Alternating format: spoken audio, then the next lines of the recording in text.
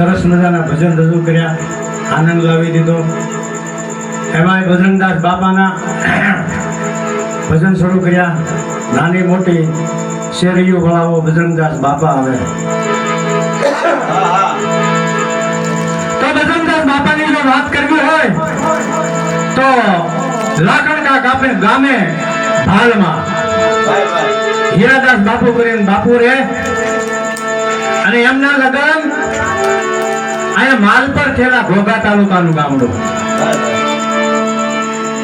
એમ કહેવાય છે કે મોટા ભાઈના અને હીરાદાસ બાપુના ઘેરેથી માતાજીના બેયના હારી લગ્ન થયેલા, નાના ભાઈના લગ્ન બાકી. એટલે કે વરરાજાએ હટ કરી કે શિવકુર બેન ને તેડી આવો તો જ હું લગ્ન કરું, નકર લગ્ન ન કરું. એમ કહેવાય છે કે માલ પરથી લાખણકા આવ્યા. લાખણકા આવી હીરાદાસ બાપુને વાત કરે છે કે અમારે માતાજીને તેડી જવા છે, અને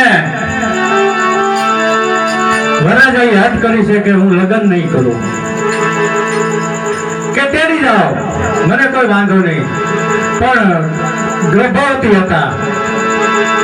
ગામમાંથી એમ કહેવાય છે કે બે ઢાંઢા મગાવ્યા, ગાડું મગાવ્યું, રથ જોડી, અને કે રથમાં લઈ જાઓ ધીમે ધીમે ધીમે ધીમે. એમ કહેવાય છે કે રથની મારી પાસે બેસી ગયા.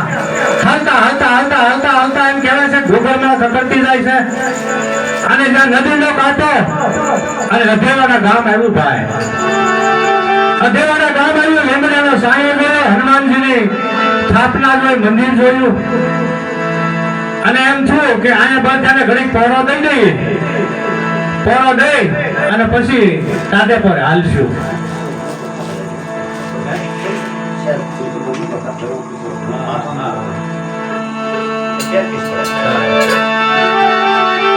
એમ કહેવાય છે ઝાંઝરિયા હનુમાન કહેવાય, અને ત્યાં ખાટલો ખાતો.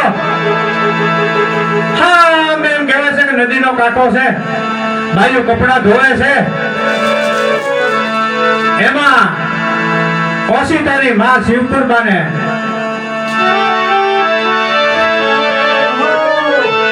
પુરુષની પીડા ઉપડે છે. ભાઈ એમ કહેવાય છે કે જે કોઈ રથની હારે ગાડાની હારે હતા એને બૈરાઓને હાથ કર્યો, ધોતા હતા નથી. બેન અહીંયા આવવાને જરીક અમારે આ બેનને તકલીફ છે. એમ કહેવાય છે કે દૂધીમાં નામના ગણબી હતા, અને મારી આવ્યા.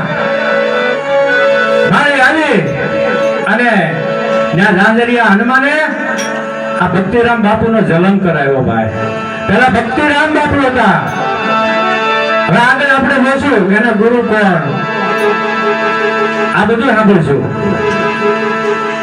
એ ભક્તિરામનો જલમ કરાવ્યો, પછી લગ્નમાં તો કઈ જઈ શકે નહીં.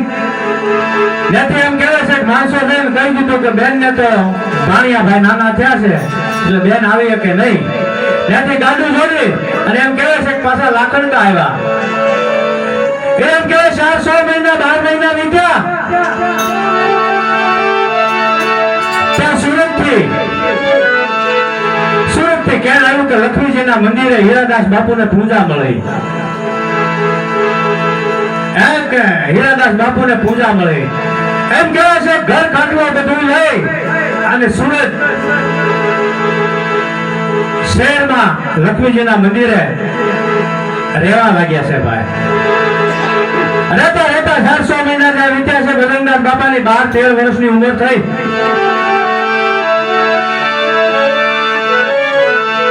અને એમ કહેવાય છે કે અયોધ્યાથી મહામંડલેશ્વર જેને કહેવાય સીતારામ બાપુ. સીતારામ બાપુ પોતાની જમાત લઈ અને અશ્વિની કુમારી, સુરતમાં જે અશ્વિની કુમારી આવી ને, અશ્વિની કુમારીમાં પડાવ નાખ્યો. ભાઈ ત્યાં 3 પાનનો પીપળો છે, હજી છે, વધે નહીં ઘટે નહીં, 3 ના 3 પાન રહે. ચોથું હોય તો એક ખરી જાય. 3 ના 3 પાન રહે. ત્યાં કરણ રાજાને અગ્નિદાન લીધા હતા. ત્યાં આવી જમાત રોકાય છે. એમાં લક્ષ્મીનારાયણના મંદિરે આ ભક્તિરામને ખબર પડી કે અહીંયા જમાત આવી છે. તો બાપુ વહેલા સવારમાં ઉઠે, નાઈ ધોઈ ફૂલ અને એમ કહેવાય છે કે પૂજાની સામગ્રી લઈ અને સાધુની પૂજા કરવા મળી જાય. અશ્વિની કુમારે જઈ આ ભક્તિરામ બાપુ એવા ભક્તિરામ બાપુની સામે એમ કહેવાય છે કે સીતારામ બાપુ જેને મહામંડલેશ્વર કહેવાય એ કરી 1000 સાધુની જમાત લઈ અને સ્નાન કરવા જાય છે. એકની બેની ત્રણની સેવા કરતા કરતા બાપાની નજર પડી ગઈ બજરંગદાસ બાપાની. આ તો કોઈ ઓલિયો પુરુષ છે, હાલ એને પૂછપરછ કરું. એ છોકરા અહીંયા બોલાવો. આવ્યા, નમન કર્યા. નમન કરી ઈ ન બોલે ઈ પહેલા તો સીતારામ બાપુ બોલ્યા. સીતારામ બાપુ ન બોલે ઈ પહેલા તો ભક્તિરામ બાપુ બોલ્યા. ભાઈ કે બાપુ હા, સંસાર સાગર મારે કઈ આમાં જવું નથી. મારે તમારી આ ખાખીની જમાતમાં ભળાઈ અને ભગવાનનું ભજન કરવું છે. કે બેટા બહુ દોયલું છે અને આ પણ તારું કામ નહીં. પણ જાગરને હનુમાન નો પ્રતાપ પોતે હનુમાન કહેતો કહેવાય. એમ કહેવાય છે કે બાપુ જ્યાં હામી મીટ માંડે ને તેને ખ્યાલ આવી ગયો કે આ તો કોઈ ઓલિયો છે. હો ભાઈ, એમ કે ઓલિયો છે. જા કાલ તારા મા બાપ ને લેતો આવજે, પછી હું તને સેવો થાપીશ. એમ કહેવાય કે 12-13 વર્ષની ઉંમરમાં સાધુની સેવા કરતા બીજેથી મા બાપ હીરાદાસ બાપુ અને શિવકુળ મા બાપુ શિવકુળ બા આ બને અને હારે લઈ જઈ અશ્વિની કુમારે ગયા. ત્યાં જઈ અને બાપુને પ્રાર્થના કરે છે કે બાપુ શું કહે છે અમારો દીકરો, શું કહેવાનું તમારું થાય છે, વાત કરો. કે સાધુ થયું છે, ઓલિયો છે, દીકરો તમારો છે પણ છે ઓલિયો. એ કે તો બાપુ રાજી ખુશીથી લેતા જાઓ. જાઓ એક ના એક ભક્તિરામને રાજી ખુશીથી આપી દીધા. અને ત્યાંથી એમ કહેવાય છે જમાત પાસે અયોધ્યા ગઈ. અયોધ્યા જઈ વિધિપૂર્વક શાલ વિધિ કરી બજરંગદાસ બાપુની સેવા ખાતા અને જમાત પાછું એમ કહેવાય છે કે નાસિક જ્યારે મેળો આવ્યો ત્યારે આખી જમાત એમ કહેવાય છે કે નાવા સ્નાન કરવા જાય છે. મહામંડલેશ્વર બાપુ હારે, આબુ અંબાજીના લાલ બાપુ પણ હારે. આપણે એમ કહેવાય છે કે બધા સંતો 1000 સંતો 1008 સંતો હતા એમ કહે છે. આ બધા સંતો નાસિકના મેળે જાય છે ભાઈ. એમાં લાલ બાપુ જે હતા ને આબુ અંબાજીના એવી સિદ્ધિ પ્રાપ્ત કરેલી કે મનમાં ધારે થઈ શકે, મનમાં ધારે કરી શકે. એટલે એને એમ થયું કે આમાં આ બજરંગદાસ બાપા છે, આ કોઈને ખબર નથી અને હાલ આજ આને સતો કરું સંત નહીં.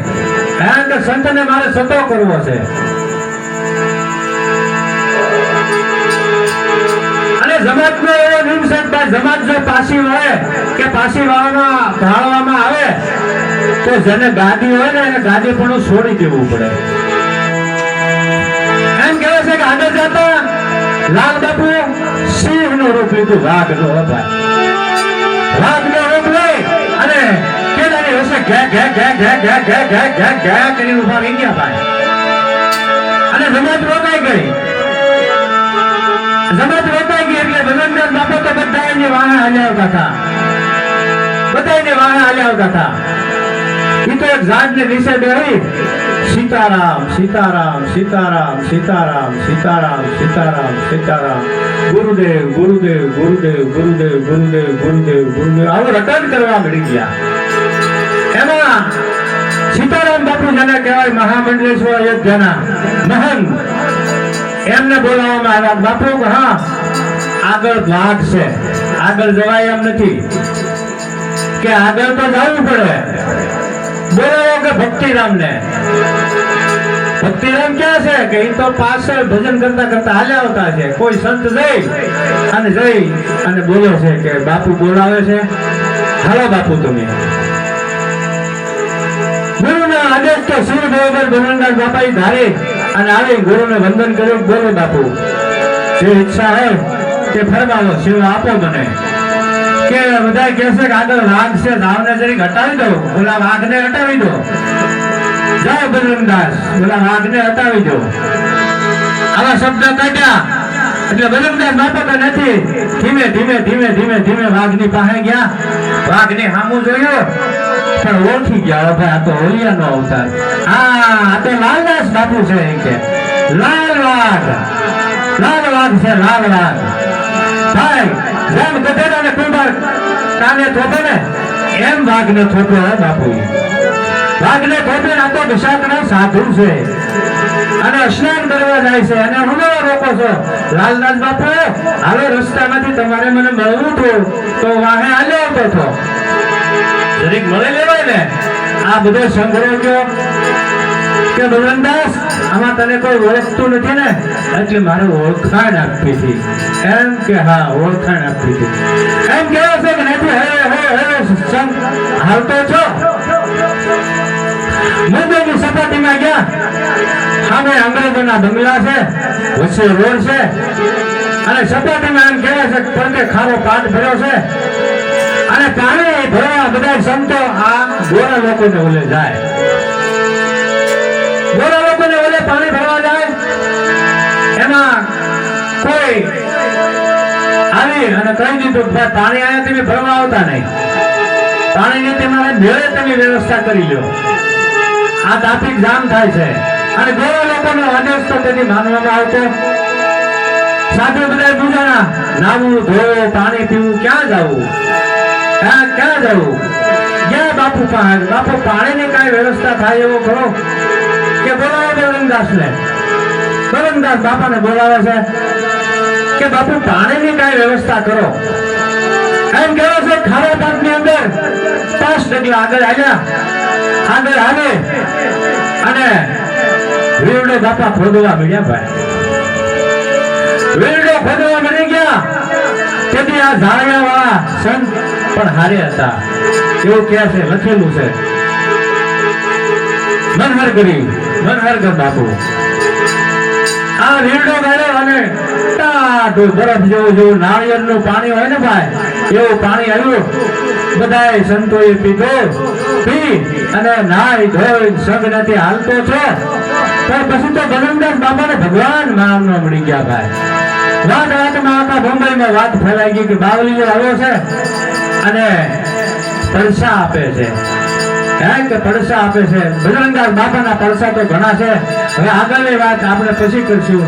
એક ભાઈ કલાકારને લઈ લઈએ આપણે. ભજનનો દોર આગળ વધારો. કૃષ્ણ કનૈયા